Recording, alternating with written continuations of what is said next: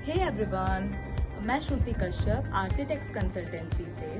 अगर आप एक एनजीओ ट्रस्ट सोसाइटी रन कर रहे हैं तो हम इस वीडियो के थ्रू आपको ये समझाएंगे कि टैक्स रूल्स को कैसे फॉलो करना होता है। Let's see. भारत में जो भी एनजीओ काम कर रहे हैं उनके लिए टैक्स कानूनों में कुछ बहुत बड़े बदलाव हुए हैं। तो अगर कोई एनजीओ चला रहा है या फिर शुरू करने की सोच रहा है तो इन नए नियमों को समझना बेहद जरूरी हो गया है। चलिए आज इन सभी बदलावों को आसान भाषा में समझते हैं। तो सबसे पहला और सबसे जरूरी सवाल जो हर एनजीओ को खुद से पूछना चाहिए वो ये है कि क्या हम इन नए नियमों का पूरी तरह से पालन कर रहे हैं। देखिए, फाइनेंस एक्ट 2020 ने रजिस्ट्रेशन की पूरी प्रक्रिया को ही बदल कर रख दिया है। अब सवाल उठता है कि ये हुआ क्यों। असल में सरकार का मकसद था पारदर्शिता बढ़ाना और ये पक्का करना कि टैक्स में छूट का फायदा सिर्फ उन एनजीओस को मिले जो वाकई में सक्रिय हैं और सही काम कर रहे हैं। अगर इनका पालन नहीं हुआ तो संस्था की टैक्स छूट और फंडिंग दोनों पर सीधा असर पड़ सकता है। तो आज की चर्चा में हम 5 खास बातों पर गौर करेंगे। सबसे पहले समझेंगे कि 12A और ATG सर्टिफिकेट क्या है, फिर देखेंगे कि रजिस्ट्रेशन की वैलिडिटी में सबसे बड़ा बदलाव क्या आया है। इसके बाद नई और पुरानी दोनों तरह की एनजीओस को क्या करना है ये जानेंगे और आखिर में एक सीधी साधी कंप्लायंस चेकलिस्ट पर भी नजर डालेंगे। ठीक है, तो चलिए अब इस मामले की तह तक चलते हैं। किसी भी एनजीओ के लिए 2 सर्टिफिकेट सबसे ज्यादा मायने रखते हैं। कह सकते हैं कि ये उनके टैक्स से जुड़े फायदों की बुनियाद हैं। तो ये 2 स्तंभ हैं, सेक्शन 12A और सेक्शन 8TG। अगर इसे बिल्कुल आसान भाषा में समझे तो 12A रजिस्ट्रेशन का मतलब है कि एनजीओ को अपनी इनकम पर कोई टैक्स नहीं देना होगा। ये फायदा सीधे सीधे संस्था को मिलता है। वहीं ATG रजिस्ट्रेशन डोनर्स के लिए यानी दान देने वालों के लिए एक चुंबक की तरह काम करता है। इसकी वजह से जो लोग दान देते हैं उन्हें अपनी टैक्स में छूट मिलती है और जाहिर है इससे लोग दान देने के लिए और भी प्रोत्साहित होते हैं। एक कामयाब एनजीओ के लिए ये दोनों ही बहुत जरूरी हैं। अब आते हैं उस सबसे बड़े बदलाव पर जिसने कह सकते हैं पूरी कहानी ही पलट दी। फाइनेंस एक्ट 2020 ने रजिस्ट्रेशन की वैलिडिटी को हमेशा के लिए यानी परमानेंट से बदलकर पीरियोडिक कर दिया है। मतलब अब इसकी एक तय समय सीमा होगी। पहले का सिस्टम बहुत ही सीधा साधा था। एक बार 12A और ATG का रजिस्ट्रेशन मिल गया तो वो हमेशा के लिए वैलिड रहता था। मतलब जब तक उसे किसी खास वजह से रद्द न किया जाए तब तक कोई चिंता नहीं थी। एक तरह से ये एक परमानेंट व्यवस्था थी। पर अब वो कहानी पुरानी हो गई है। नए सिस्टम के तहत हर रजिस्ट्रेशन पर अब एक एक्सपायरी डेट लगी होती है और वो है सिर्फ 5 साल। इसका सीधा मतलब यह है कि हर 5 साल में रिन्यूअल के लिए अप्लाई करना ही होगा। यही इस पूरी प्रक्रिया का सबसे बड़ा और सबसे अहम बदलाव है। चलिए अब देखते हैं कि अगर कोई बिल्कुल नई एनजीओ शुरू कर रहा है तो उसके लिए अब खेल के नियम क्या हैं। नई एनजीओ के लिए अब एक 3 स्टेप का प्रोसेस है। सबसे पहले फॉर्म 10A भरकर एक प्रोविजनल यानी कि एक अस्थायी रजिस्ट्रेशन लेना होगा। ये 3 साल के लिए वैलिड होगा। इस दौरान संस्था को अपना काम शुरू करना है और फिर फाइनल रजिस्ट्रेशन के लिए फॉर्म 10AB के जरिए अप्लाई करना होगा।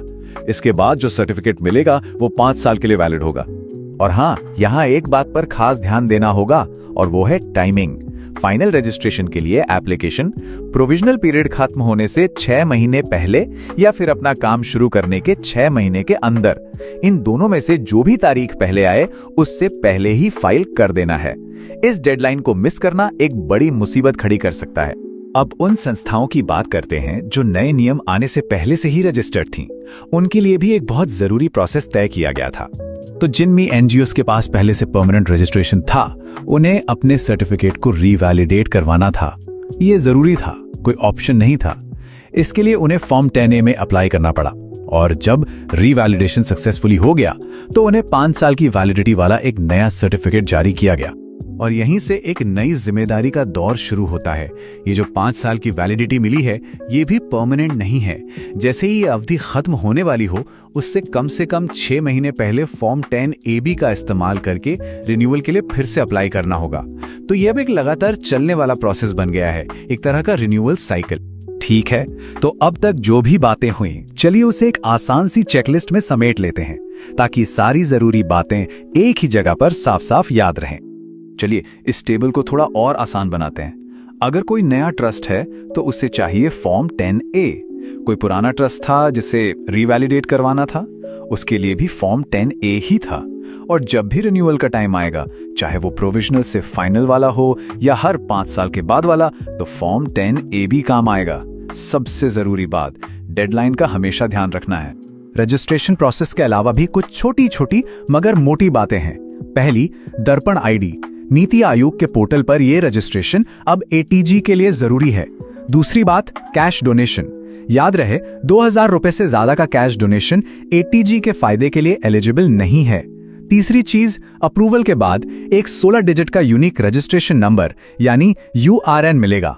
और आखिर में, अगर संस्था अपने काम करने के मकसद में कोई बदलाव करती है तो 30 दिन के अंदर दोबारा रजिस्ट्रेशन के लिए अप्लाई करना होगा। ये जो बात है वो पूरी प्रक्रिया की अहमियत को साफ कर देती है। इनकम टैक्स एक्ट के तहत टैक्स में छूट का फायदा उठाने के लिए सेक्शन 12A का रजिस्ट्रेशन कोई ऑप्शन नहीं बल्कि एक जरूरी शर्त है।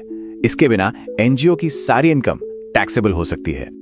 अच्छा, नियमों में लगातार बदलाव होते रहते हैं और हाल ही में एक अच्छी खबर भी आई है। कुछ खास संस्थाओं के लिए ये जो वैलिडिटी पीरियड है उसे 5 साल से भी ज्यादा के लिए बढ़ाया जा सकता है। ये छोटे ट्रस्ट्स के लिए एक बहुत बड़ी राहत है।